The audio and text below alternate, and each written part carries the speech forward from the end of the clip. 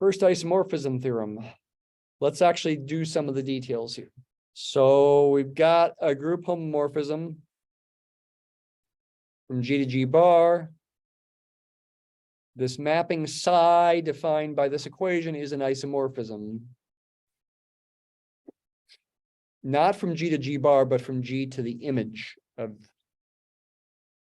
this homomorphism. Prove this fact in steps. Step 1, show psi is well-defined. We've done lots of well-defined stuff. The issue is, again, suppose you've got two different representatives of the same coset, G1 and G2. So I'm supposing this is true.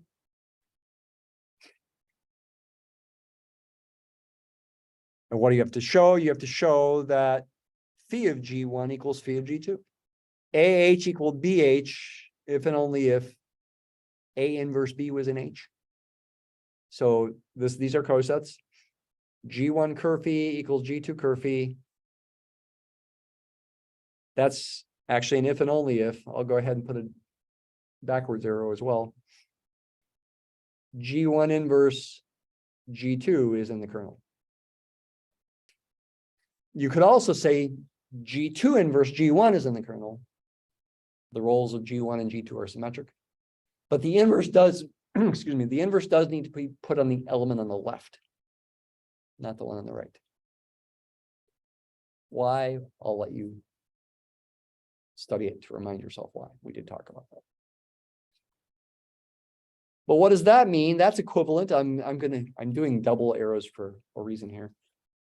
That's equivalent to saying phi of G1 inverse G2 is the identity. In G bar, call it E bar.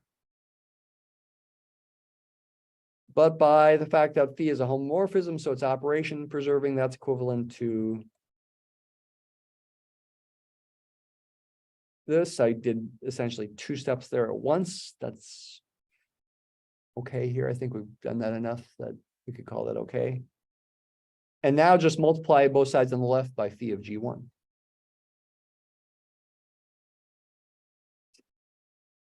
And for extra emphasis, we could say this is equivalent to psi of G2 curve phi equaling psi of G1 curve phi.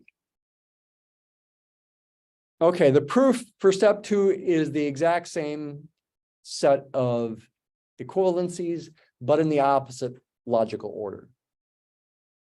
Because what does 1-to-1 mean?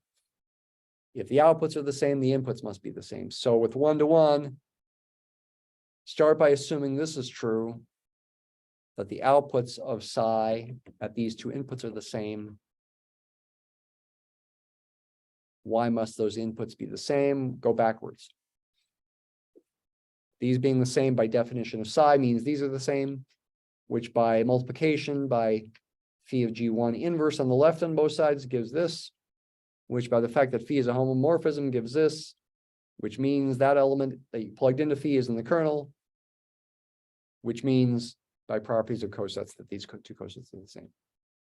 So if, as I did last year, this were on the exam, I'd be a little bit more lenient here about sentences. You could say, maybe we don't want to have this suppose, we could say, the following set of equivalencies proves both step 1 and step 2. Though, should give reasons and properties of cosets, definition of kernel, etc. Okay. Step 3, show psi is onto the image phi of G. Give me an arbitrary element of the image phi of G. Call it G bar. That implies there exists a little g in G such that phi of G equals G bar. And by the formula for psi,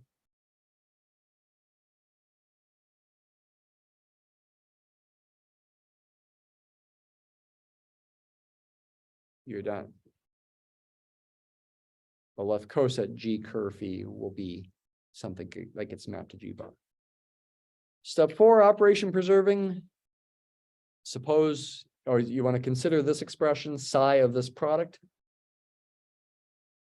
These are cosets, left cosets. They're in the factor group. How do you multiply them? By multiplying the representatives.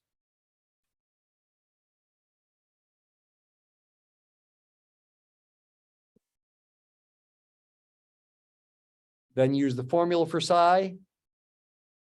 That's phi of G1 times G2. Then use the fact that phi is operation preserving. Right? That's got to be relevant. We're done. Again, reasons should be given.